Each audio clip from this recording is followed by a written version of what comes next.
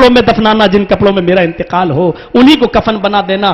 तसव्वुर कीजिए सादगी का आलम क्या था और आज हमारे एक्शनों का आलम क्या है।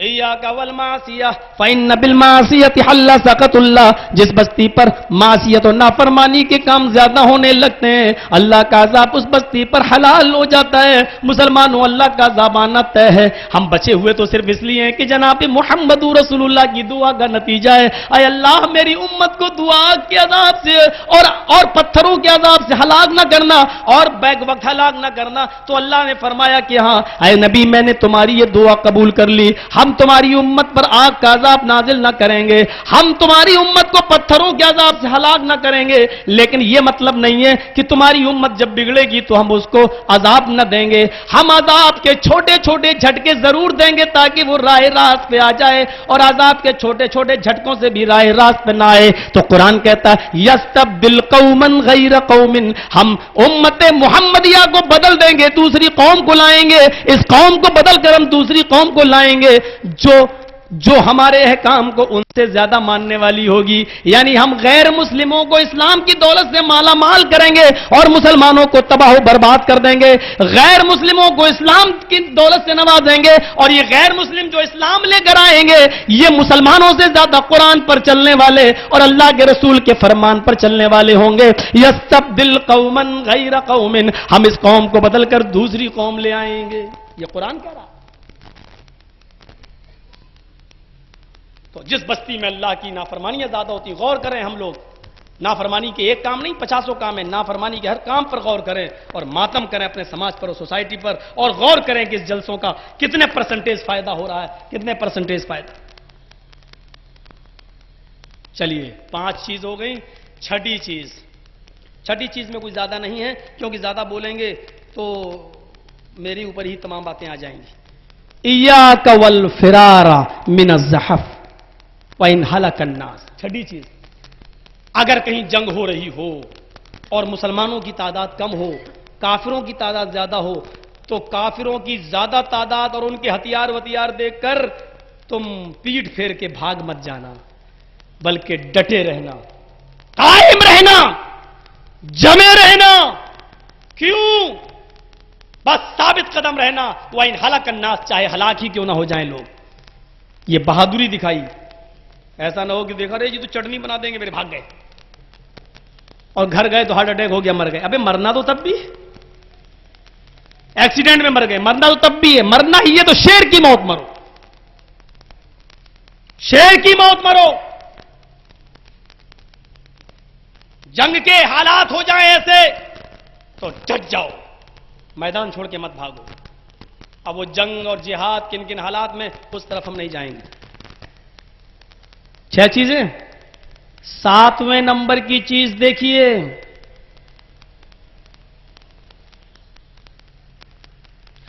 वइन असाबन्नास मौतुन व अंत फीहिम फस्बुत। कभी कभी ऐसा होता है कि मोहल्ले में, गांव में बीमारी फैल गई, बर्ड फ्लू फैल गया, कोई और बीमारी फैल गई, लोग मर रहे हैं, अरे मर गए, चिकनगुनिया, और इतना हद तक मर गया, कोई आदमी मर रहा है, बीमारी से मर रहा है। तो अल्लाह के नबी फरमाते हैं कि अगर किसी बस्ती में बीमारी फैली हुई हो और तुम उस बस्ती में मौजूद हो, अंत फीहिम, और तुम उस बस्ती में मौजूद हो, फस्बुत, तो वहीं साबित कदम रहो, बस्ती छोड़कर मत भागो। इसलिए कि जिस मौत से तुम भाग रहे हो वो हर जगह है, वहीं रहो, साबित कदम रहो। हां, अगर हम दिल्ली में और मुझे पता चल जाए, मैं कानपुर आ रहा हूं और मुझे पता चल जाए कि शुजातगंज में बीमारी फैली हुई है, तो रुक जाओ, अभी मत आओ, क्योंकि तुम सही पोजीशन में हो, यहां आकर तुम्हें जरासीम लग सकते हैं, तो तुम वहीं रुक जाओ। लेकिन अगर हम शुजातगंज में ही और बीमारी फैली हुई है तो शुजातगंज छोड़ के अगर हम दिल्ली भागना चाह रहे हैं तो नहीं भाग सकते हैं। मना किया अल्लाह के रसूल ने, फरमाया साबित कदम रहो, उसी बस्ती में रहो, नहीं जाओ। 7 चीजें हो गई। इन 7 चीजों को एक तरफ से फिर गिन लो, क्योंकि 8वीं चीज पर हम थोड़ा सा टाइम लेंगे आपका। 7 चीजों को गिन लो। शिर्क मत करना, चाहे कत्ल कर दिया जाए या जला दिया जाए। मां बाप की नाफरमानी मत करना, चाहे वो तुमको घर से निकाल दें। 2, फर्ज नमाज कभी कसदन मत छोड़ना। 3, चौथी चीज शराब को हाथ मत लगाना। 4, 5वीं चीज नाफरमानी का कोई काम मत करना। 5, اور چھٹی چیز میدان جنگ کو چھوڑ کر موت کے ڈر سے مت بھاگنا. اور گاؤں میں ساتویں چیز گاؤں میں بستی میں بیماری پھیلی ہوئی ہو تو موت کے ڈر سے بستی چھوڑ کر مت بھاگنا.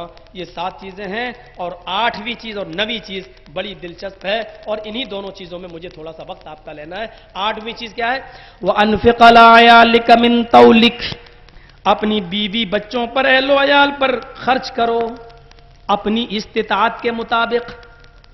9 نمبر کی چیز وَلَا تَرْفَعُوا عَنْهُمْ عَصَاكَ ادبا، بیوی بچوں کے اوپر سے ادب کی لاٹھی مت اٹھا لو.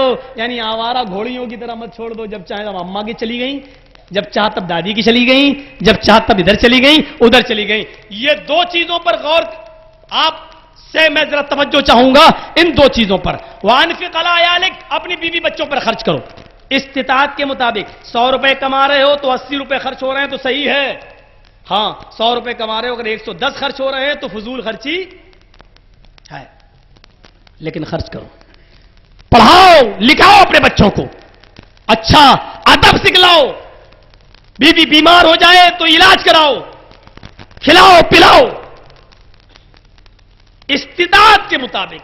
من طولک، استطاعت کے مطابق. ہاں ایک چیز اور کہی گئی.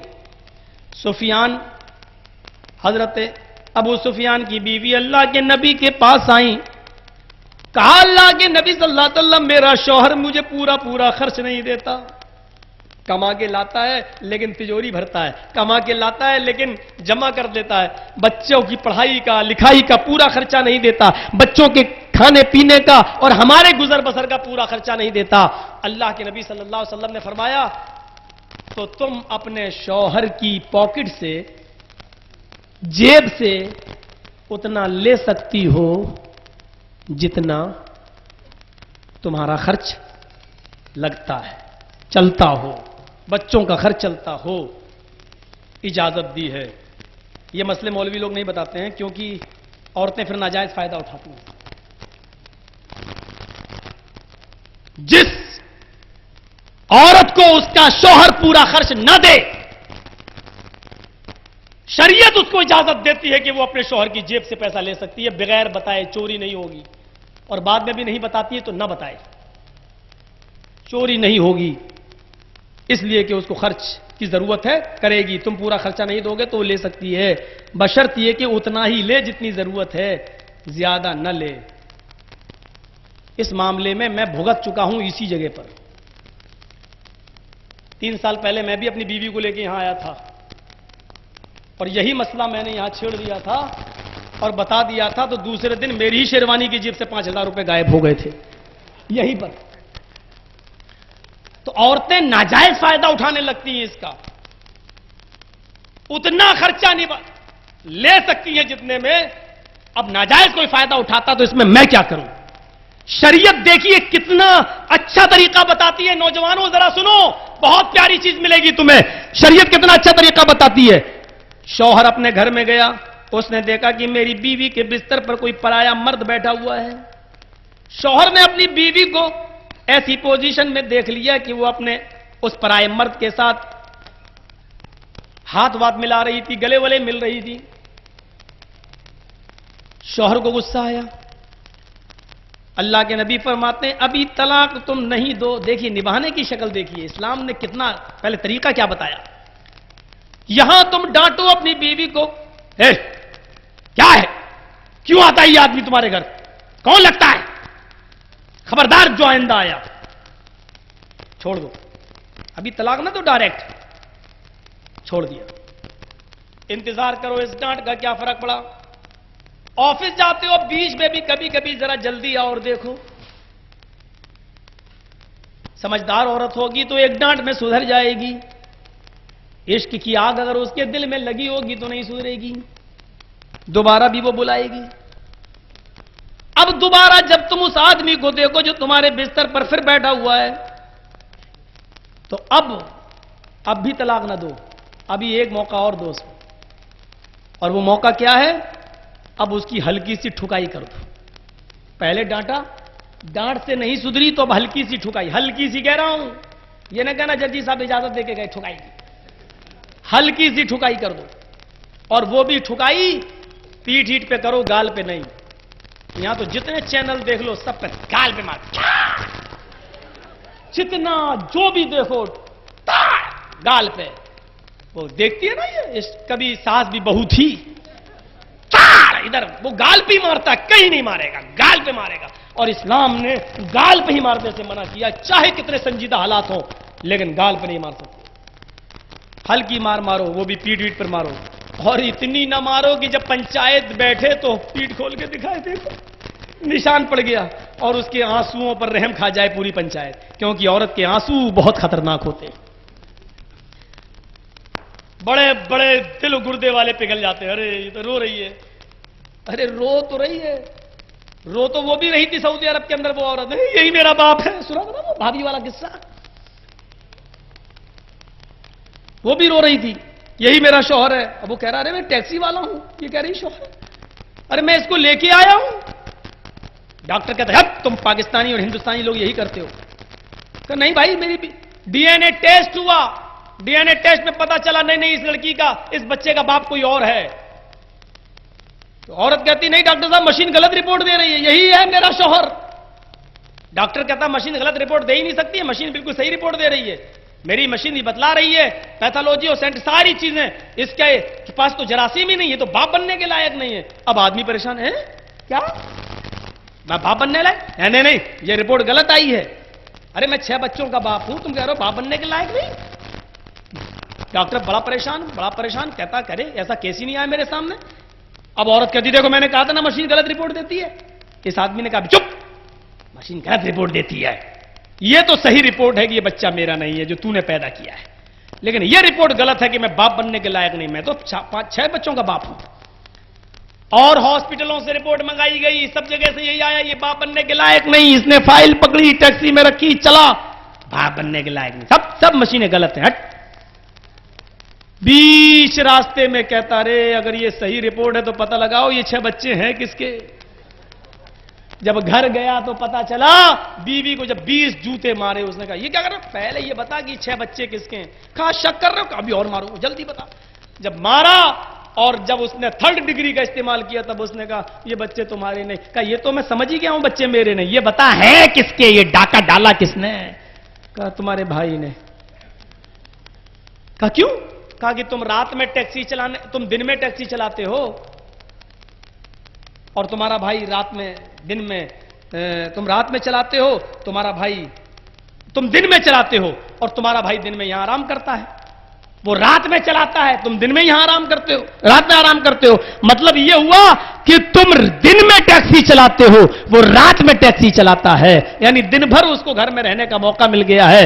تم باپ بننے کے لائق نہیں تھے، مجھے بچہ چاہیے تھا، اور جب ایک بچہ ہو گیا تو یہ معاملہ اور آگے بڑھ گیا اور 6 بچوں تک معاملہ پہنچ گیا. اسی لیے اللہ کے رسول نے فرمایا الحمد الموت، دیور تو بھابھی کے لیے موت ہے. یہ اب سمجھ میں آتا ہے، یہ ساری چیزیں اب سمجھ میں آتی ہیں.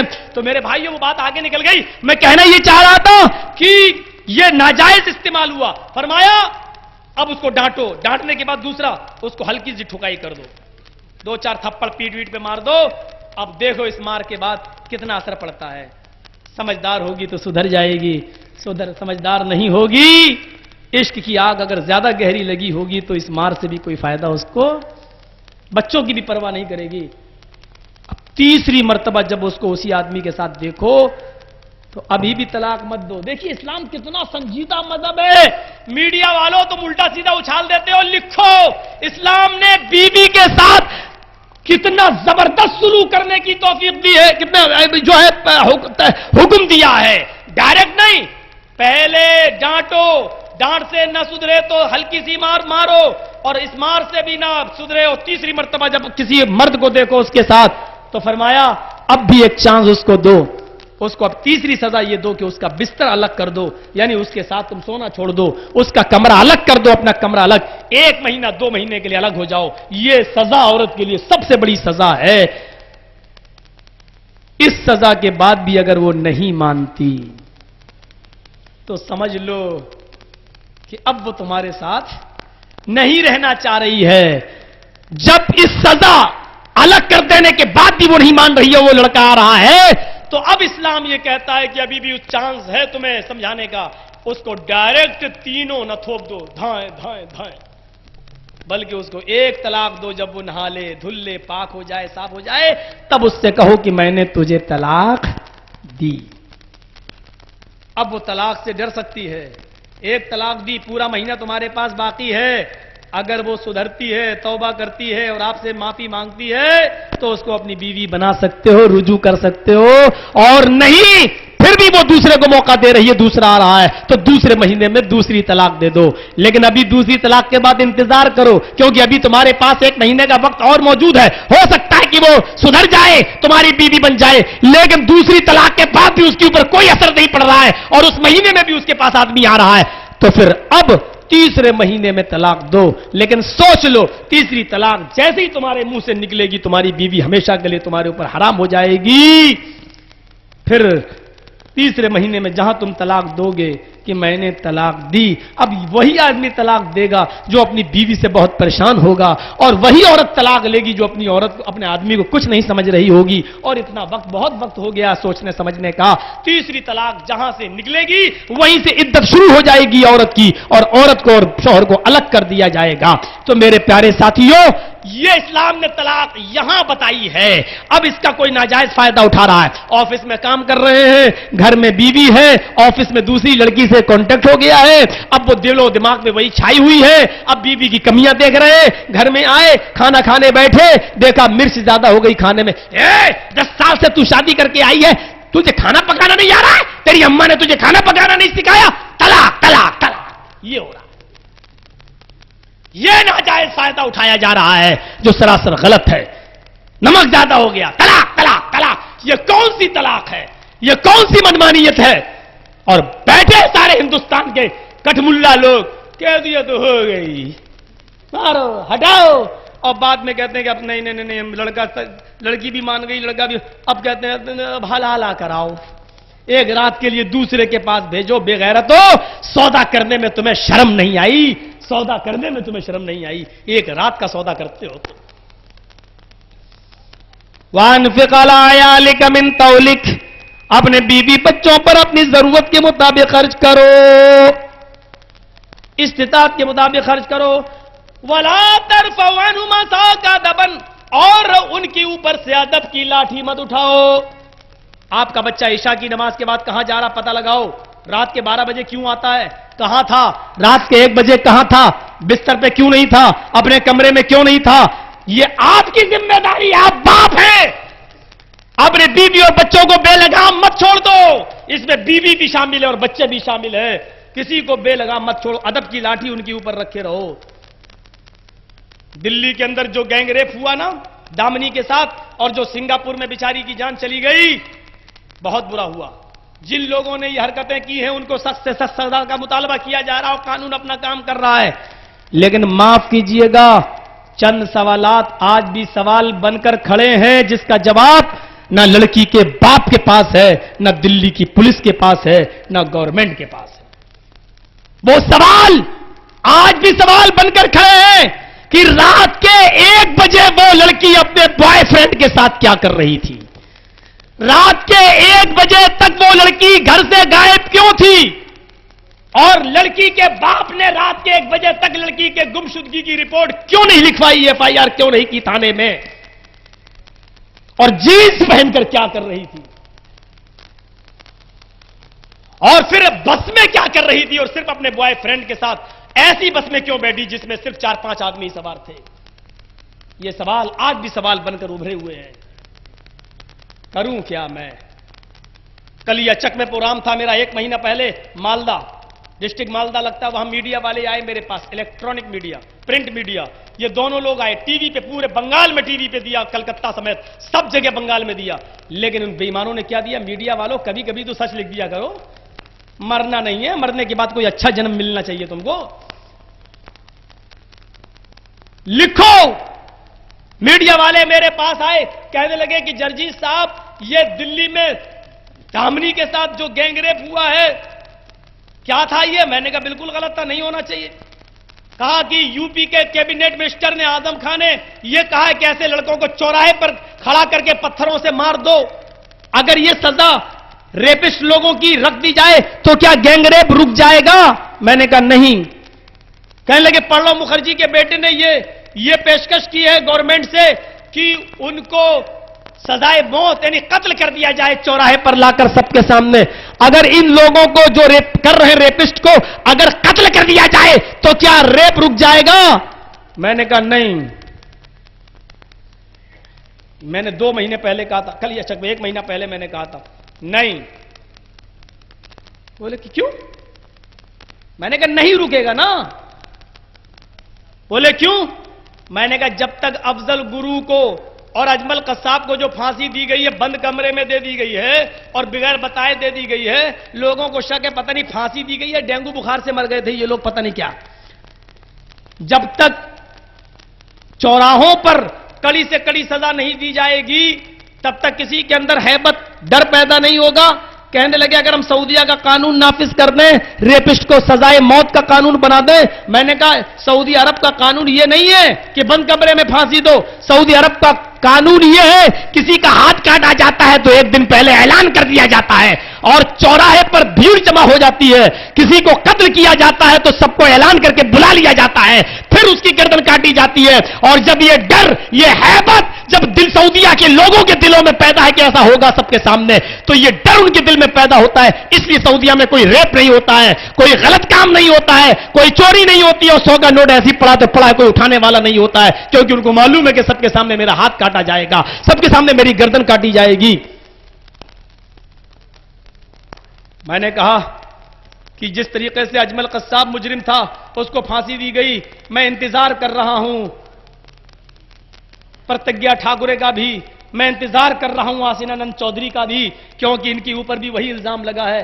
دیکھتا ہوں ہندوستان کا قانون کیا کہتا ہے. ہم ان لوگوں کی بھی سزائے موت کا انتظار کر رہے ہیں. ہمیں بھارت کے قانون پر پورا بھروسہ ہے, وشواس ہے کہ جو سزا اس دیش کے آتنکوادیوں کو ملی ہے وہ اس دیش کے اندر, اس دیش کے جو آتنکوادی ہیں وہ تو باہری تھے, اس دیش کو جو اندر سے کھوکھلا کرنے والے آتنکوادی باہر کے آتنکوادیوں سے زیادہ بڑے مجرم ہیں, ان کو اور بڑی سزا ملنی چاہیے. ہم اس فیصلے کا انتظار کر رہے ہیں. لیکن شاید ہمیں اگلے سال آپ کے سامنے آ کر یہی کہنا پڑے ہم آہ بھی کرتے ہیں تو ہو جاتے ہیں بدنام اور تم قتل بھی کرتے ہو تو چرچا نہیں ہوتا. شاید ہمیں اگلے سال یہی کہنا پڑے نہیں تمہاری قربانیاں کوئی قربانیاں نہیں تھیں, وہ پینڈنگ میں پڑا ہوا ہے معاملہ. اور ہو سکتا ہے کہ 2014 کے چناؤ کے بعد شاید سرکار ہی بدل جائے اور دوسری سرکار اگر آ گئی تو آسینانند کے ساتھ کیا معاملہ ہوگا اور پرتگیا کے ساتھ کیا ہوگا. ہمیں کسی طریقے سے امید کی کوئی کرن نہیں دکھائی دیتی ہے, فیصلے کی کوئی امید نہیں دکھائی دیتی ہے. دیکھ لیجئے گجرات سرکار ابھی کچھ دن پہلے مایا کوڈنانی اور بابو بجرنگی کے لیے سزائے موت کا قانون مانگنے جا رہی تھی, لیکن اب گجرات سرکار نے اس کو پینڈنگ میں ڈال دیا. کہہ لینے دو, مجھے کہہ لینے دو. میرے پیارے ساتھیوں ذرا غور کریے کہ کیا ہو رہا ہے مسلمانوں کے ساتھ, کیا ہو رہا ہے ہمارے ساتھ. یہ سب آپ اپنی نظروں کے سامنے رکھیے اور اسلام کے اس قانون کو دیکھیے.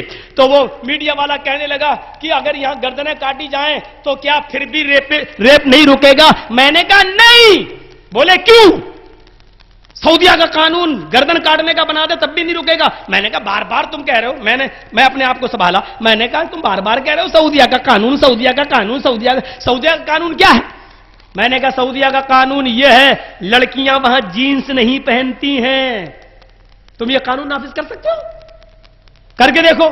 وہاں لڑکیاں کالج میں لڑکوں کے ساتھ بیٹھ کر نہیں پڑھتی ہیں. اگر جینس پہنتی بھی ہیں تو اوپر سے ان کا برقع اور نقاب ہوتا ہے جو ان کی جینس کو چھپائے ہوئے ہوتا ہے, جینس دکھتی نہیں ہے ان کی. لڑکیوں کے پارک الگ ہوتے ہیں اور لڑکوں کے پارک الگ ہوتے ہیں.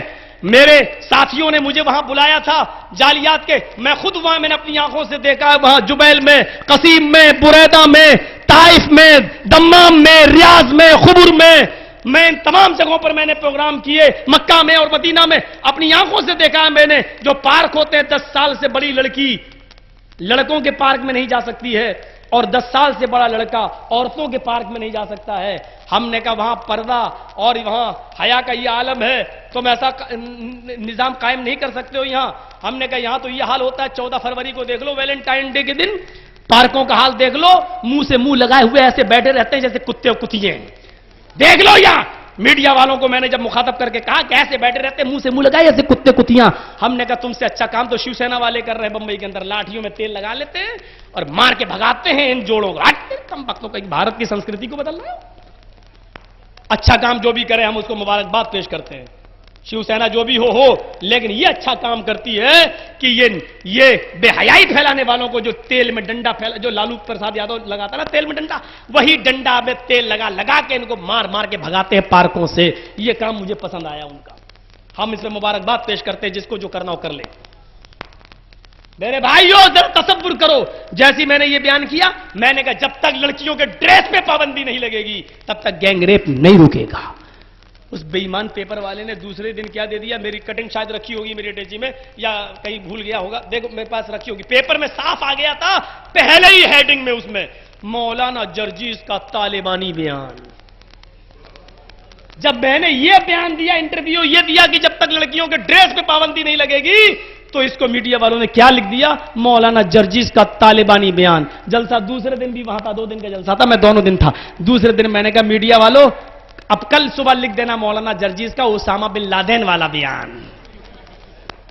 تمہارے حالات یہ لڑکیوں کے پردے کی بات کرو تو ان کی اوپر آزادی، یہ کون سا پردہ، تم نے کون سی آزادی دی ہے؟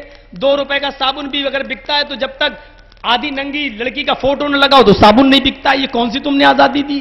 ایک بار میرے کچھ ساتھیوں نے گوا پہنچا دیا، مجھے چاہیے مولوی صاحب کچھ جماعت کے نئے لوگ اہل حدیث ہوئے ہیں، میں گیا گوا میں گیا، لوگوں نے کہا چلو تھوڑا گھما کے لاتے، گوا میں تو یار پردہ ہے ہی نہیں۔ گوا تو میں سمجھتا ہوں کہ دنیا کا سب سے گندا شہر پیرس ہے اور ہندوستان کا سب سے گندا شہر گوا۔ اب وہ میں اس کا نام بھی نہیں لے سکتا ہوں، نام لے دوں گا تب بھی بدنام ہو جاؤں گا۔ اتنے سے کپڑے پہن لیے اور یہاں تو وہ بھی نہیں پہنا، جو بنیانیں آتی ہیں آج کل وہ بھی نہیں، وہ ایک پٹی آتی ہے 2 انچ کی، وہ یہاں سانپ کی طرح یہاں لگا لیا، یہاں پہن لیا۔ یہ کیا ہے؟ یہ عورت کی آزادی ہے؟ وہاں میڈیا والے آئے میرے پاس گوا میں نے کہا یہ کیا پردہ؟ بولے عورت کی آزادی ہے۔ میں نے کہا تو یہ بھی اتروا دو، آزادی ہے تو؟ کہنے لگے نہیں، اگر یہ 2 انچ کی پٹی اتر گئی تو بھارت کے قانون میں یہ اشلیلتا پھیلانے والا جرم ہو جائے گا۔ قانون دیکھو، شاید اسی لیے اس کی آنکھوں میں پٹی بندی ہوتی ہے۔ 2 انچ کی پٹی پہن لی تو عورت کی آزادی ہے، یہ صحیح ہے، اور یہ اتار دیا تو ننگا پن ہے، یہ اشلیلتا ہے۔ بے غیرتوں، ایسے قانون بنانے پہ تمہیں شرم نہیں آتی اور حیا نہیں آتی ہے؟ یہ 2 انچ کی پٹی پہنا دو تو عورت کی آزادی ہے، اور جو اس کے خلاف بولے وہی پکڑا جائے گا، وہی گرفتار ہوگا، وہی گرفتار ہوگا۔ بدقسمتی دیکھیے، بمبئی میں گیا، ایک تقریر ہو رہی تھی، زیادہ دن نہیں ہوئے ہیں، میں نام نہیں لوں گا، فلمی دنیا کی ایک ہیروئن میرے اسٹیج پہ چلی آئی، آتی ہے کیا کریں، مجبوری ہے میرے ساتھ، سب نیتا لوگ بھی آ جاتے ہیں اور لوگ منع بھی نہیں کرتے ہیں، چلی آئی بمبئی کے اندر، بتا رہا ہوں میں بمبئی کے اندر، اور یہ علاقہ ہے باندرا کا، ایک ہیروئن چلی آئی، میں نام نہیں بتانا چاہتا ہوں، آئی اور یہ دلی کے گینگ ریپ پہ بہت اس نے آنسو بھائے، روئی، گڑ گڑائی، بہت برا ہو رہا ہے، بہت برا ہو رہا ہے، بہت برا ہو رہا ہے۔ سر دھرم سمیلن تھا، سب کو اپنی اپنی بات کہنے کا حق تھا اس میں، مسلمانوں کی طرف سے میں اس وقت وہیں تھا، مجھے بلایا، سارے دیوبندی بریلوی اور شیعہ لوگوں نے مجھے اپنی طرف سے فکس کر لیا، نہیں ہماری ترجمانی تم کرو گے، مسلمانوں کی طرف سے تم جاؤ گے۔ میں گیا اور ہر جگہ لاسٹ میں ڈھکیلا جاتا، بمبئی میں بھی لاسٹ میں ٹائم ملا، اس ہیروئن کے بعد ایک اور بولی، ایک اور کوئی بولا، نیتا تھا وہ بمبئی کا اور آپ ہی کے علاقے کے اعظم گڑھ کا تھا، بس اتنا ہی بتا دوں اور زیادہ نام نہیں لوں گا، یہ بولے، اور اس کے بعد میرا نمبر آیا، میں نے کہا مگر مچ کے آنسو بہانے والے یہاں بہت لوگ آئے، عورتوں کی گینگ ریپ پہ بہت لوگ روئے، اور یہاں تک کہ یہ ہماری فلاں فلاں نام کی یہ بھی آئی، ان کا نام بھی میں نے لیا اور یہ بھی روئی، لیکن حقیقت یہ ہے کہ جتنے بھی بے حیائی اور گینگ ریپ کے کیس بڑھ رہے ہیں، اس میں سب سے زیادہ ذمہ دار فلم انڈسٹری ہے۔ آپ جیسی ہیروئنیں ہیں، جب ایسے گانے بناؤ گی الٹے سیدھے، یہ شیلا کی جوانی، کیا ہوگا اس قوم کا؟ منی بدنام ہوئی ڈارلنگ تیرے لیے، تیرے باپ کا راہ چل رہا ہے۔ جب یہ تم حرکتیں کرو گی اور اس طریقے کے گانے بناؤ گی تو گینگ ریپ نہیں ہوں گے تو کیا لڑکے تمہیں اپنی بہنیں سمجھیں گے؟ میں نے بیان کیا کھل کر، ہو سکتا ہے شاید یہاں کے لوگ ہمارے ان جملوں پر ناراض ہوں، لیکن کوئی فرق نہیں پڑتا میرے اوپر، میں بھی اب اتنے لوگوں کو نظر انداز کرنے لگا ہوں۔ ہمارے یہاں کا ایک آدمی بہت بولتا اور لکھتا ہے ملائم سنگھ کے خلاف، لیکن ملائم سنگھ اس کو گھاس نہیں ڈالتا، اگر ایک لفظ بھی بول دے گا تو وہ ہیرو بن جائے گا۔ تو اب ایسے لوگوں کو ہم کچھ گھاس ہی نہیں ڈالتے ہیں، کیونکہ مولانا ابوالکلام آزاد کی میں نے پڑھی ہے سیرت، اس میں لکھا ہے کسی کو مارنا ہو تو اس کا نام لینا بھول دو، کسی کو دفن کرنا ہو تو اس کا نام لینا چھوڑ دو۔ ہم نے ایسے لوگوں کا نام لینا چھوڑ دیا، چونکہ یہ وہاں موجود تھی اس لیے میں نے اسلام کی دعوت وہاں دی، اور میں نے یہ کہا کہ سب سے زیادہ ذمہ دار ایسی ہی لوگ ہیں۔ یہ جب گانے بنائیں گے تو کیا ہوگا، یہ گینگ ریپ نہیں ہوں گے تو اور کیا ہوگا۔ تو پھر مائک پکڑ کے کیا کہتی ہے، تو ساری پابندی تو اسلام نے عورتوں ہی پہ لگائی ہے، بس مرد 4 شادی کرے عورت ایک ہی۔ ہم نے کہا تم 1000 کرو، میرے باپ کا کیا جا رہا ہے، سارے الزام اسلام کے اوپر مت لگاؤ، اسلام نے ساری پابندی عورتوں پر لگائی نہیں۔ میڈیا والے ہوں تو لکھے اسلام نے پہلے مردوں پہ پابندی لگائی ہے، بعد میں عورتوں پہ پابندی لگائی ہے۔ دیکھیے قانون، یہ کہتے ہو نہیں اسلام نے عورتوں کو بند کر دیا ہے اور پابندی لگائی، نہیں، دیکھیے اسلام کا قانون۔ میڈیا والے ہوں تو لکھیں، انصاف کے ساتھ لکھیں، ان کو ان کے دھرم کا واسطہ، دھرم سچا ہوگا تو صحیح باتیں لکھیں گے، دھرم غلط ہوگا تو غلط باتیں لکھیں گے، اور اگر اچھا جنم لینا تو اچھی باتیں لکھنا، ورنہ کتا بلی چوہا بندر بنو گے تمہارے دھرم کے مطابق۔ کان کے پردے کھول کے سنو، اسلام نے مردوں پہ بھی پابندی لگائی ہے اور عورتوں پہ، پہلے مردوں پہ لگائی ہے۔ دیکھیے قرآن کیا کہتا ہے، قُل لِّلْمُؤْمِنِينَ يَغُضُّوا مِنْ أَبْصَارِهِمْ وَيَحْفَظُوا فُرُوجَهُمْ۔ اے نبی مومن مردوں سے کہہ دو، یہ مردوں پر پابندی ہے، اے نبی مومن مردوں سے کہہ دو، کیا کہہ دو، مردوں سے کہہ دو، یغضوا من ابصارہم، اپنی نگاہیں نیچی رکھیں، جب بھی وہ کہیں چلے، جب بھی وہ کہیں جائیں تو اپنی نگاہوں کو نیچا رکھیں، وَيَحْفَظُوا فُرُوجَهُمْ، اور اپنی شرمگاہ کی حفاظت فرمائیں۔ یہ 2 کام کوئی کر لے، نگاہیں نیچی، جب نگاہ ہی نہیں اٹھے گی تو ظاہر بات ہے کہ پیار اور محبت کا تیر نگاہوں سے چلتا ہے، یہ نگاہوں سے نگاہیں ملی تو یہ تیر دل میں اترا، اور دل کے راستے سے یہ تیر جاتا تو کہیں اور پہنچتا ہے۔ تو میرے بھائیوں، جب نگاہیں نیچی رہیں گی تو آدمی بہک نہیں سکتا، اس لیے کہ جب نگاہ نہیں بہگی تو دل نہیں بہکے گا، اور دل نہیں بہکے گا تو شرمگاہ نہیں بہکے گی۔ نگاہیں نیچی رکھو، مردوں سے کہا، اور وَيَحْفَظُوا فُرُوجَهُمْ، اور اپنی شرمگاہ کی حفاظت کرو۔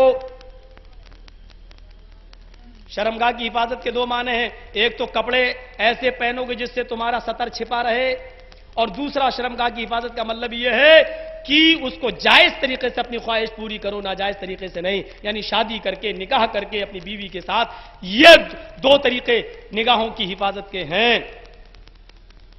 تو اللہ تعالیٰ نے پہلے مردوں پہ پابندی لگائی، ہاں اب عورتوں پہ لگائی، لیکن ساتھ میں ایک چیز بڑھا دی، کیونکہ عورت کے اندر اٹریکشن ہوتا ہے، لڑکی کے اندر کھچاؤ ہوتا ہے، اس کی ہر چیز قیامت ہوتی ہے، اس لیے اس کے اوپر ایک چیز اور بڑھا دی۔ وہ چیز کیا بڑھائی سنیے، قُل لِّلْمُؤْمِنَاتِ يَغْضُضْنَ مِنْ أَبْصَارِهِنَّ وَيَحْفَظْنَ فُرُوجَهُنَّ وَلَا يُبْدِينَ زِينَتَهُنَّ۔ اے نبی اب مومن مردوں کے بعد یہ پیغام مومنہ عورتوں کو بھی سنا دو، عورتوں کو بھی سنا دو، اور کیا کہہ دو، اے نبی کہہ دو، اے عورتوں تم بھی اپنی نگاہیں نیچی رکھو، یغضضن من ابصارہن، اپنی نگاہیں نیچی رکھو، وَيَحْفَظْنَ فُرُوجَهُنَّ، اور اپنے سطر کی شرمگاہ کی حفاظت کرو۔ ایسے لباس نہ پہنو جو بھڑکاؤ ہو، ایسے ڈریس نہ پہنو جو بھڑکاؤ ہو، فرمایا تم اپنے سطر کی، اپنے شرمگاہ کی حفاظت کرو، وَلَا يُبْدِينَ زِينَتَهُنَّ، اور اپنے بناؤ سنگار کو، زیب و زینت کو، اپنے میک اپ کو، زیب و زینت کو، اور صاف صاف کیوں نہ کہوں، اپنی کریم کو، اپنی لپسٹک کو، اپنی فیئر اینڈ لولی کو، اپنے پاؤنڈز کو، اپنے سونے کے زیوروں کو غیر مردوں کے سامنے ظاہر مت کرو، ولا یبدین زینتہن، اور اپنے زیب و زینت کو ظاہر مت کرو، دکھاتی مت پھرو۔ اللہ تعالیٰ نے یہ تیسری چیز کا اضافہ کیا ہے۔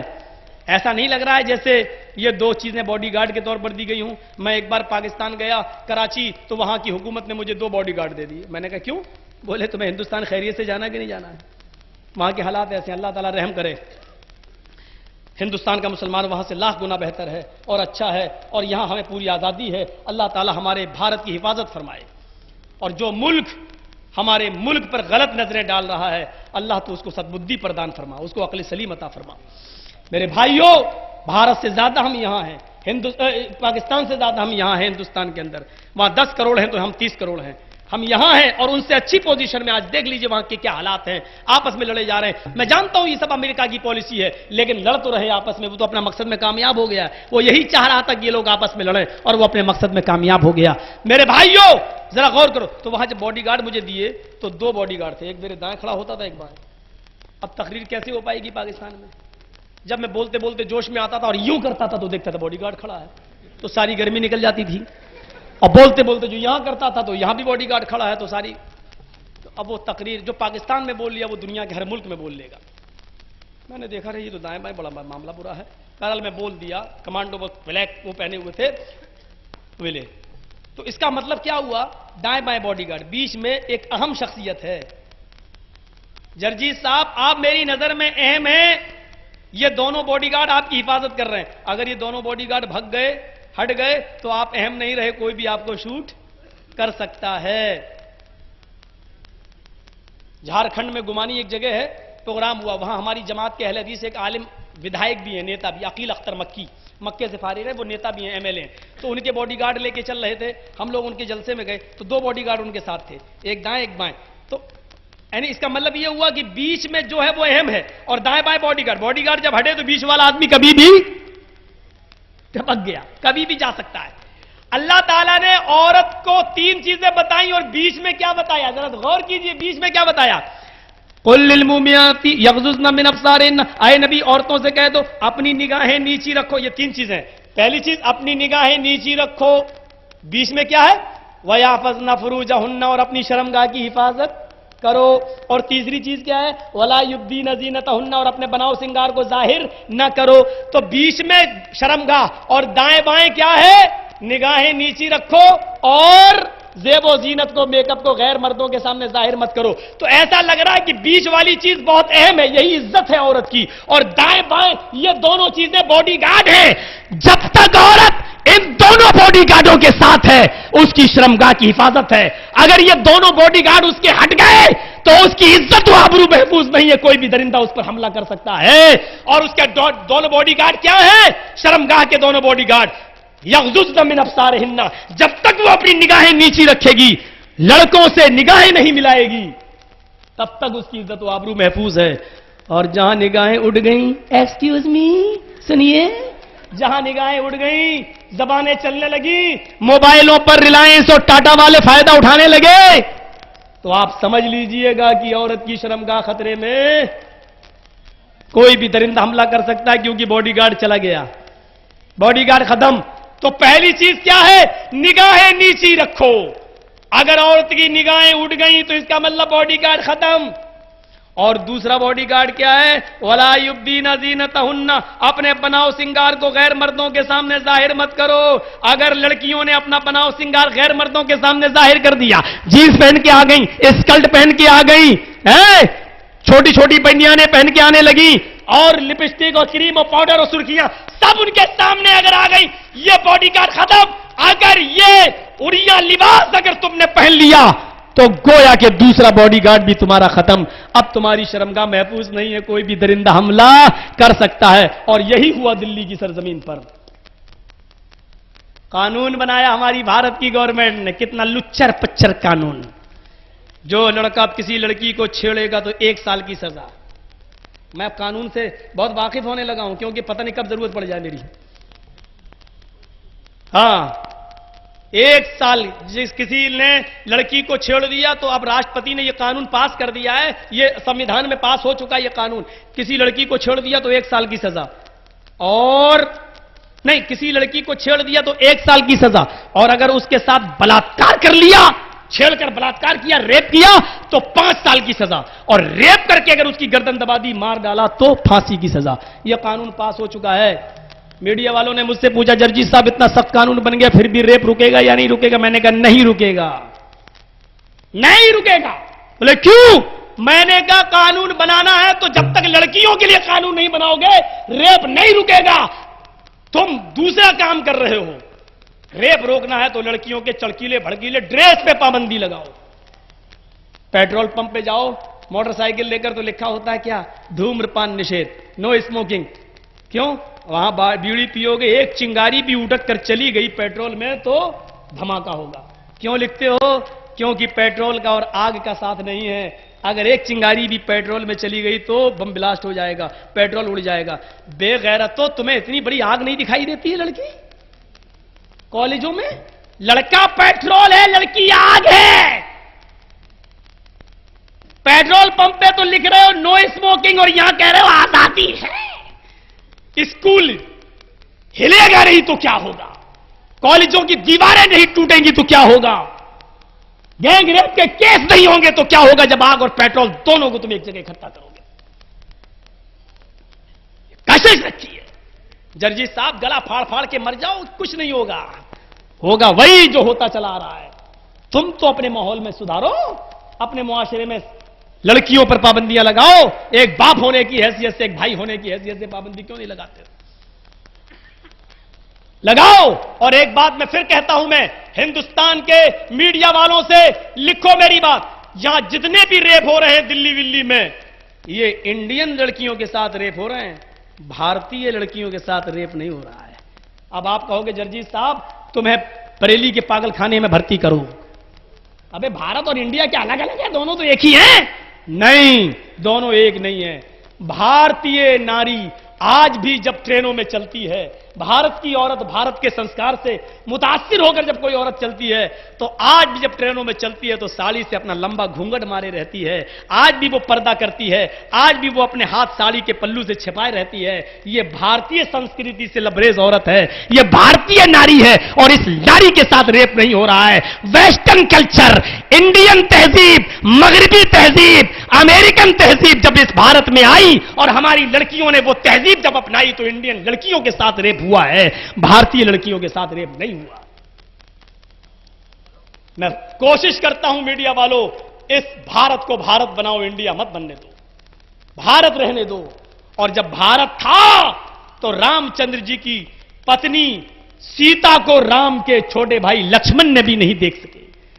اور والمیکی رامائن کہتی ہے کہ جب ہنومان جی نے پوچھا کہ یہ نتھنی کس کی، کہتے بھابھی کی. کہاں پہنتی تھی؟ ناک میں. تم نے دیکھا؟ کہا نہیں. کہا کیوں؟ کہا میں نے آج تک اپنی بھابھی کا چہرہ ہی نہیں دیکھا، اس لیے میں یہ نتھنی نہیں پہچانتا ہوں کس کی ہے، کیونکہ وہ میرے بھائی کی پتنی ہے. میں کون ہوتا ہوں اپنی بھائی کی بیوی کا چہرہ دیکھنے والا؟ میڈیا والوں، یہ تھی بھارتی ناری جس کے چہرے کو رام کے چھوٹے بھائی لکشمن نے بھی نہیں دیکھا. یہ تھی بھارتی ناری. اور اسی ناری کی ضرورت ہے آج کے اس دور میں. تم امریکن تہذیب بنا دیا، ویسٹرن کلچر بنا دیا. اتنا سخت قانون بننے کے بعد بھی ریپ نہیں رکا. اور پھر دیکھ لیجئے 5 سال کی لڑکی کے ساتھ دلی میں پھر ایک ریپ ہوا. 5 سال کی لڑکی کے ساتھ 26 سال سے یہ ریپ 5 سال پر آ گیا. اپناؤ قرآن کا قانون. قل للمؤمنات یغضضن من ابصارهن ويحفظن فروجهن ولا يبدين زینتهن. اے نبی، عورتوں سے کہہ دو کہ اپنی نگاہیں نیچی رکھیں، اپنے شرمگاہ کی حفاظت کریں. ولا يبدين زینتهن، اور اپنے بناؤ سنگار کو غیر مردوں کے سامنے ظاہر نہ کریں. یہ 9 چیزیں ہو گئی ہیں. اور 10ویں چیز یہ تھی وَأَخِفْهُمْ فِي اللَّهِ، اپنے بیوی اور بچوں کو اللہ سے ڈراتے رہو، قبر سے ڈراتے رہو، عذاب جہنم سے ڈراتے رہو، اللہ کا خوف ان کو دلاتے رہو. بہت سی چیزیں اس کے اندر موجود ہیں. میرے بھائیوں، جب انسان کے اندر اللہ کا خوف پیدا ہو جاتا ہے تو پھر وہی صورتحال پیدا ہوتی ہے کہ آدمی اپنے آپ کو اللہ کی عدالت میں سرنڈر کر دیتا ہے. مجھے بتاؤ، یہ جتنے بلاತ್ಕಾری جو بلاತ್کار کیے ان کو پکڑا گیا ہے، خود سے سرنڈر نہیں کیا ان لوگوں نے. لیکن وہ کون سا تقویٰ تھا، وہ کون سا خوف تھا، وہ کون سا ڈر تھا کہ ایک عورت خود اللہ کے رسول کے پاس آتی ہے اور کہتی ہے کہ اللہ کے رسول مجھ سے زنا ہو گیا ہے، مجھے سزا دے دیجئے. اس کو نہ تو محمد کی پولیس نے پکڑا تھا، نہ محمد کے صحابہ نے گرفتار کیا تھا، اور نہ اس کے زنا کی خبر کسی کو تھی. لیکن اس کو تھا تو خدا کا خوف تھا، اللہ کا ڈر تھا. وہ آتی ہے اور کہتی ہے کہ اللہ کے رسول مجھ سے زنا ہوا ہے اور مجھے سزا دیجئے. اللہ کے نبی نے کہا صحابہ سے، جاؤ، اس نے جرم کو قبول کر لیا، اس کو سزا دو. جب اس کو سزا کے لیے لے جایا جانے لگا تو وہ گر گئی، کہنے لگی محمد کے ساتھیوں آہستہ چلو، اتنی تیزی کے ساتھ نہیں، میرے پیٹ میں بچہ ہے، زنا کی پیداوار ہے، ناجائز اولاد ہے. صحابہ نے اللہ کے رسول سے کہا، اے اللہ کے رسول اس کے پیٹ میں تو بچہ ہے. آپ نے کہا عورت کیا یہ صحیح بات ہے؟ کہنے لگی ہاں. تیرے شوہر کا بچہ ہے؟ نہیں. اے اللہ کے رسول یہ زنا کی پیداوار ہے، زنا ناجائز بچہ ہے، غلط بچہ ہے. آپ نے کہا غلطی تو تیری ہے، اس بچے کی تھوڑی ہے۔ میڈیا والوں، اسلام تو ناجائز بچوں کو بھی گرانے کی اجازت نہیں دیتا ہے۔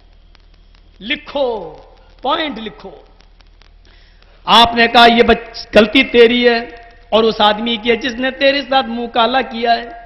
اس بچے کی کیا غلطی ہے جو تیرے پیٹ میں پل رہا ہے، تو اس کو کیوں مارنا چاہتی ہے؟ کہا اللہ کے نبی، یہ بچہ اگر زندہ ہو گیا، پیدا ہو گیا اور مجھے اس کے پیدا ہونے کے بعد مارا گیا تو یہ بچہ جب بڑا ہوگا اور اپنے باپ کا نام نہ پائے گا تو مجھے بہت گالی دے گا۔ کیا سوچے گا کہ میری ماں کتنی نالائق تھی؟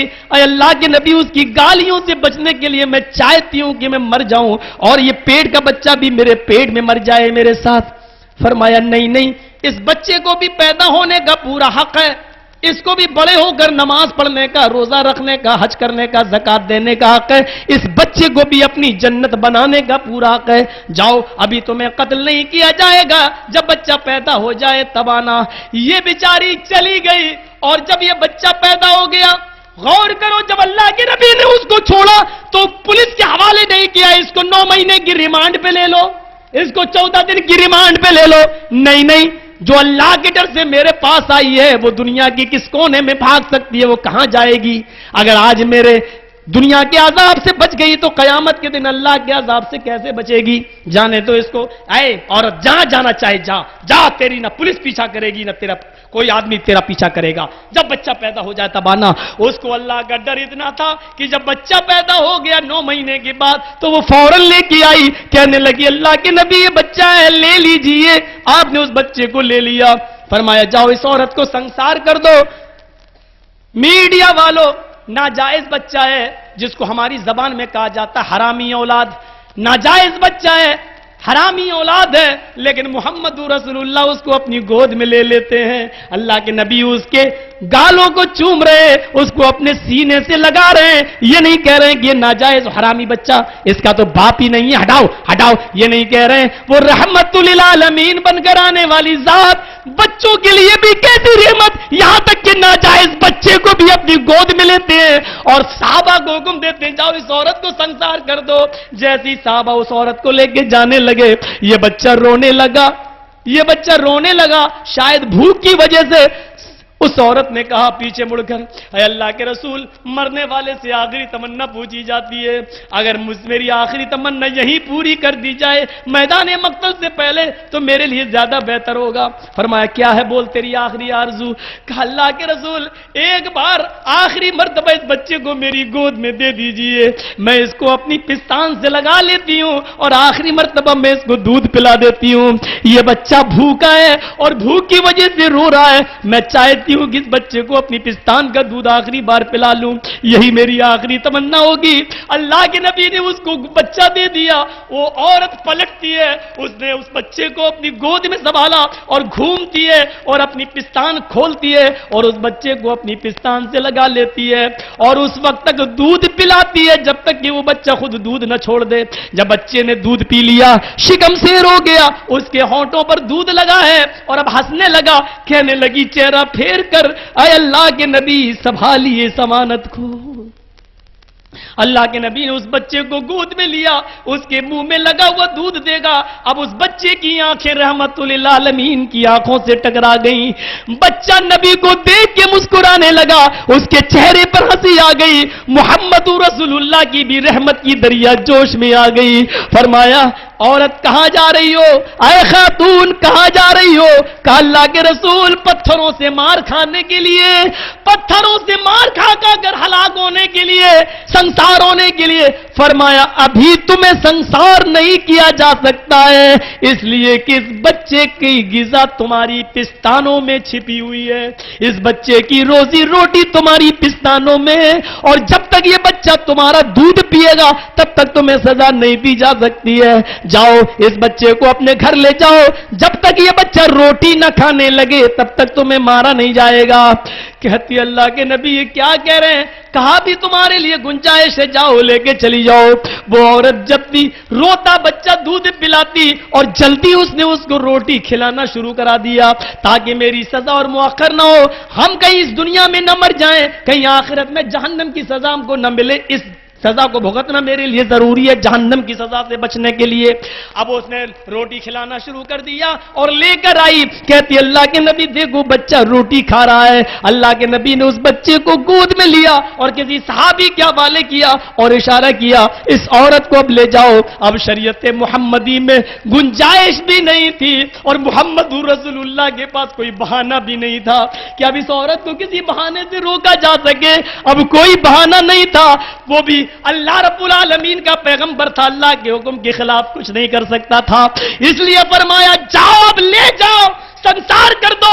جس وقت نبی نے اس عورت کو پتھروں سے مارنے کا حکم دیا اس وقت رحمت للعالمین کی آنکھیں ڈبڈبا رہی تھی, آنکھوں سے آنسو آ رہے تھے اور بچے کو بھی آپ دیکھ رہے تھے. لیکن اس عورت کے لیے مرنا ضروری تھا جہنم کی سزا سے بچنے کے لیے. اس لیے جہنم سے بچانا دنیا سے بھی زیادہ ضروری تھا, اس بچے کی محبت سے بھی زیادہ ضروری تھا. فرمایا جاؤ اس کو سنسار کر دو. اس عورت کو 3 حصے سینے کے برابر گاڑ دیا گیا اور اس کے بعد پھر پتھروں کی بارش ہوتی ہے, سر پھٹتا ہے, خون نکلتا ہے. خالد ابن ولید کے کپڑے خراب ہو جاتے ہیں, گالی دیتے ہیں اس عورت کو. اللہ کے نبی نے فرمایا خالد تم نے اس عورت کو گالی دے کر اچھا نہیں کیا. کہا بد چلن عورت زانیہ, اس کے خون کے چھینٹے میرے کپڑے. فرمایا خالد خبردار جو اس عورت کو تم نے زانیہ کہا تم میری آنکھوں میں آنسو نہیں دیکھ رہے ہو, اس عورت کی بے بسی نہیں دیکھ رہے ہو. وہ عورت پیدائشی بد چلن نہیں تھی, اس کا شوہر کئی مہینوں سے غائب تھا. اچانک دھوکے سے کہہ لو یا جوانی کو کنٹرول میں نہ کر سکی اور ایک دن اس سے زنا ہو گیا. لیکن اس کو ہمیشہ کے لیے زانیہ نہیں کہا جائے گا. ایک بار اگر کسی سے ہو جائے تو اس کو عادتاً نہیں کہا جائے گا. ہو گیا, لیکن اس نے اس ایک بار زنا کرنے کے بعد ایسی پکی اور سچی توبہ کر لی ہے اور اللہ کی نظر میں ایسی پاک اور صاف ہو گئی ہے کہ اگر اس ایک عورت کی توبہ کو اس مدینے کے 70 گناہگاروں پہ ڈالا جائے, اس مدینے کے 70 گناہگاروں پر ڈال دیا جائے تو اس ایک عورت کی توبہ سے اس مدینے کے 70 گناہگار بھی جنتی ہو جائیں گے. تو اللہ سے ڈراؤ. جب اللہ کا ڈر کسی کے اندر پیدا ہوتا ہے میرے بھائیوں تو پھر یہ اثرات پیدا ہوتے ہیں. یہ اس کو کسی عدالت میں جانے کی ضرورت نہیں, وہ خود اپنے آپ کو رب کی عدالت میں پیش کر دیتا ہے. اے اللہ میں گناہ گار ہوں, اے اللہ میں یہ ہوں, اے اللہ میں وہ ہوں. ذرا اندازہ لگاؤ حضرت عمر رات کے اندر نکلے ہوئے, وہ کون سا ڈر تھا اور اپنی بیٹیوں کے لیے اور اپنے بیٹوں کے لیے اسمارٹ لڑکیاں ڈھونڈنے والوں اس واقعے کو ذرا دیکھو. حضرت عمر رات کی تاریکی میں نکلتے ہیں اور ایک عورت اپنی بیٹی سے کہتی ہے بیٹی دودھ میں پانی ملا دو, اور بیٹی کہتی ہے امی عمر کا فرمان نہیں سنا, دودھ میں پانی ملانے والوں کو سخت سزا دی جائے گی. ماں کہتی ہے بیٹی اس وقت عمر تھوڑی دیکھ رہا ہے, رات کا اندھیرا ہے, ملا دو. بیٹی کہتی ہے عمر نہیں دیکھ رہا ہے تو کیا ہوا, عمر کا رب تو دیکھ رہا ہے. وہ کون سا جذبہ تھا, وہ کون سا تقویٰ تھا, وہ کون سا خدا کا خوف تھا کہ یہ چیخ اٹھتی ہے ارے ماں عمر نہیں دیکھ رہا ہے تو کیا ہوا, عمر کا رب تو دیکھ رہا, میں دودھ میں پانی نہیں ملا سکتی. حضرت عمر نے اپنے غلام سے کہا خادم سے اس مکان کا نمبر نوٹ کرو. مکان کا نمبر نوٹ کیا گیا. صبح ہو کر ماں اور بیٹی دونوں کو بلایا, دونوں آئے. فرمایا یہ تمہاری بیٹی ہے؟ کہا ہاں. رشتہ کہیں کیا ہے؟ کہا نہیں. کہا میں امیر المومنین ہوں, مسلمانوں کا خلیفہ ہوں, میرا ایک بیٹا کنوارا ہے, میں اپنی ایک بیٹی کی شادی تمہاری بیٹی کے ساتھ کرنا چاہتا ہوں. مجھے تمہاری اس بیٹی کی اللہ سے ڈرنے والی لڑکی کی میرے گھر میں ضرورت ہے, مجھے اللہ سے خوف کھانے والی بہو کی ضرورت ہے.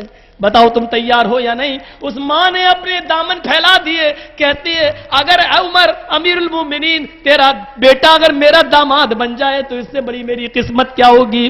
حضرت عمر نے یہ نہیں دیکھا کہ وہ دودھ بیچ کر اپنا گزر بسر کرتی تھی, یہ نہیں دیکھا کہ وہ کتنے غریب گھرانے کی تھی اور اس کو کتنا پیسہ اور جہیز ملے گا. آپ نے کہا اس لڑکی کی مجھے ضرورت اس لیے کہ یہ اللہ سے ڈرتی ہے اور اس اللہ سے ڈرنے والی لڑکی سے میرا بیٹا بھی اللہ سے ڈرنے والا वाला बनेगा। और जब दोनों अल्लाह से डरेंगे तो दोनों इंशाअल्लाह जन्नत में जाएंगे। मेरे भाइयों, वो कौन सा क्लास था, वो कौन सा स्कूल था जहां से सहाबा किराम ने इस तरीके का दर्स लिया था? वो कौन सी यूनिवर्सिटी थी जहां से ये सबक पढ़कर निकले थे? मेरे भाइयों, जरा अंदाजा तो लगाइए, आज हमारे पास क्या है? आज हमारे पास न तकवा है, न खौफ है, न ये 10 चीजें हमने जो सुनी है, इन 10 चीजों में से कौन कौन सी चीजें हमारे पास हैं? जरा अंदाजा लगाओ। हजरत उमर फारूक जंगल के अंदर हैं और एक चरवाहे से कहते हैं कि बकरियां किसकी हैं? बोला मेरे मालिक की हैं। एक बकरी मुझे बेच दे, मुझे भूख लगी है और मेरे साथियों को। उसने कहा सुना नहीं, मैंने कहा ये मेरे मालिक की हैं। अरे अपने मालिक से कह देना एक बकरी भेड़िया खा गया है, मैं कीमत तुझे दे रहा हूं, कीमत अपनी जेब में रख लेना, मैं खाल भी तुझे दे दूंगा, उसमें खून लगा लेना और दिखा देना कि देखो भेड़िया खा गया है। उसने कहा मैं तुझे जानता तो नहीं हूं कि कौन है तू, लेकिन सुन, मेरा मालिक मुझ पे बहुत यकीन करता, भरोसा करता है, मैं अपने मालिक से झूठ बोल सकता हूं। लेकिन आए अजनबी आदमी, आए जंगल में आने वाले मेरे भाई, मैं तुझे जानता नहीं, मैं अपने मालिक से तो झूठ बोल सकता हूं कि एक बकरी भेड़िया खा गया और मेरा मालिक कुछ नहीं कहेगा, लेकिन कल कयामत के दिन मैं अपने उस मालिक को क्या जवाब दूंगा जो मेरे मालिक का भी मालिक है।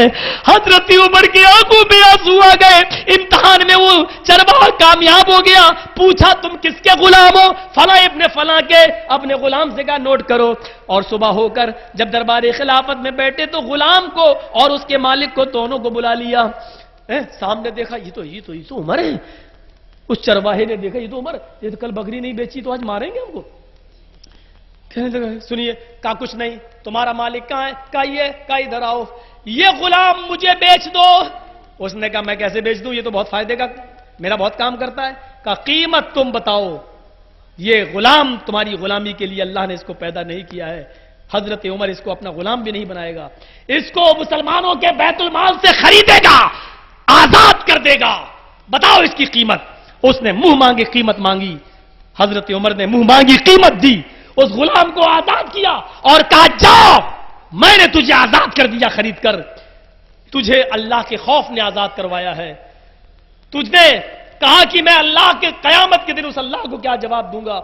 ऐसा नेक आदमी किसी की गुलामी करे और गुलामी के चक्कर में वो अल्लाह की इबादत ना कर सके जैसी करनी चाहिए। मैंने तुझे अल्लाह की इबादत के लिए आजाद कर दिया है। जिस तरीके से अल्लाह के डर ने तुझे इसकी गुलामी से आजाद करवाया, इंशाअल्लाह कयामत के दिन यही कलमा इत्तक़िल्लाह, अल्लाह से डर जा, और ला इलाहा इल्लल्लाह, यही कलमा तुझे जहन्नम से भी निजात दिलाएगा। जा, मैंने तुझे आजाद कर दिया। ये कौन सा डर था और कौन सा खौफ था और कौन सी खशियत थी जो यहां सहाबा किराम रसूल के यूनिवर्सिटी से लेके उठे थे और रसूल के क्लास से लेके उठे थे, और उस क्लास से जो सबक मिला था, वो सबक जब दुनिया पे था तो जिस सबक को देखकर अल्लामा इकबाल ने भी कहा था कि सबक फिर पढ़, शुजाअत का, सदा अमानत का, सदाकत का, लिया जाएगा काम तुझसे दुनिया की इमामत का।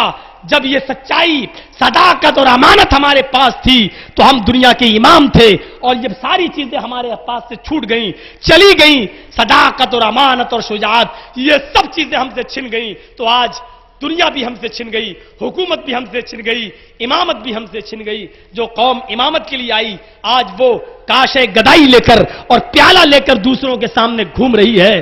देख लीजिए शुक्रवार को छुट्टी का दिन क्या हो गया, लोग काशे गदाई के लिए पहुंच गए, ले गए, बहुत अच्छा किया, हमें ये चाहिए, हमें ये चाहिए। मुसलमान अपने हुकूक मांग रहे, जो कौम खुद हुक्मरां बनने के लिए आई थी, आज उनको दूसरों के सामने अपने दामन फैलाना पड़ रहे हैं। जो कौम खुद इमामत के लिए आई थी, आज उनको खुद दूसरों की इक्तिदा करना पड़ रही है। जो कौम खुद दूसरों पर इंसाफ करने आई, आज वो अपने इंसाफ के लिए कभी समाजवादी पार्टी और कभी बसपा और कभी कांग्रेस के पास जाकर भीख मांग रही है। जो कौम खुद दूसरों के लिए इंसाफ का पैगाम लेकर आई, आज उसी को इंसाफ नहीं मिल रहा है, इसलिए कि अमानत, शुजाअत, सदाकत सब हमने छोड़ दी। अल्लाह ने हमारी इमामत छीन ली और दूसरों के हाथ में हमारी इमामत को डाल दिया। मेरे प्यारे साथियों, 3:10 और इतना थकने के बावजूद, और सुबह 10 बजे नाजिम साहब के यहां बस वही नाश्ता किए हुए चले हों और गोमती में खाना भी ना मिला हो, और फौरन आपके यहां एक गिलास शरबत पीकर बैठने वाला आदमी इतना देर तक बोल ले, ये बड़ी हिम्मत की बात। दुआ करो कि अल्लाह ताला اس جلسے کے مقصد کو کامیاب فرمائے، اور اس جلسے کا جو مقصد ہے، ہمارے نوجوانوں نے جو کہا تھا کسی کے اوپر مت بولنا، ہم نے کسی کے اوپر کوئی بات نہیں کی، اصلاح معاشرے کے تعلق سے چند باتیں ہم نے رکھ دی ہیں، ان 10 چیزوں کو اپنے معاشرے میں ہم پیدا فرمائیں۔ سب سے زیادہ ضرورت لڑکیوں اور عورتوں کے پردے کی ہے، ہمیں کوشش کرنی چاہیے کہ اس ماحول کو سدھاریں۔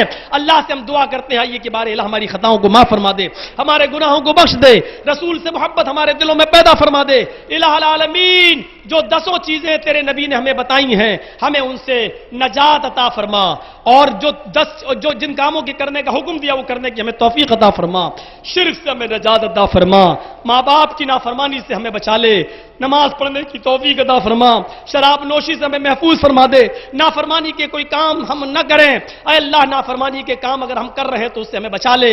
الہ العالمین، اور بقیہ جو چیزیں ہم نے بیان کی ہیں ہمیں ان سب پر عمل کرنے کی توفیق عطا فرما۔ اے اللہ لڑکیوں کے ساتھ جو منہ کالے کیے جا رہے ہیں، اے اللہ ہمارے ہندوستان کے مسلمان نوجوانوں کو بھی اللہ تو ہدایت دے، ان کو سمجھ دے، اور اللہ آپس میں بھائی بہن کا رشتہ، لڑکے اور لڑکیوں کو بہن اور بھائی کے رشتے سے ایک دوسرے کو دیکھنے کی ہمیں توفیق عطا فرما۔ الہ العالمین، جو بیمار ہیں ان کو شفائے کاملہ اور عاجلہ عطا فرما۔ اے اللہ ہماری ماں بہنیں جو بے پردہ رہتی ہیں ان کو پردے کی توفیق عطا فرما۔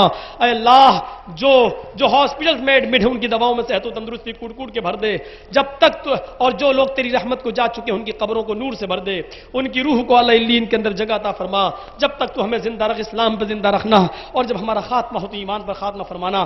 لا الہ الا انت سبحانک انی کنت من الظالمین، ربنا آتنا فی الدنیا حسنۃ وفی الآخرۃ حسنۃ وقنا عذاب النار، ربنا ظلمنا انفسنا وان لم تغفر لنا وترحمنا لنكونن من الخاسرین، ربنا تقبل منا انك انت السميع العليم وتب علينا انك انت التواب الرحيم، وصلى الله تعالى على خير خلقه محمد وعلى اله وصحبه اجمعين برحمتك يا ارحم الراحمين۔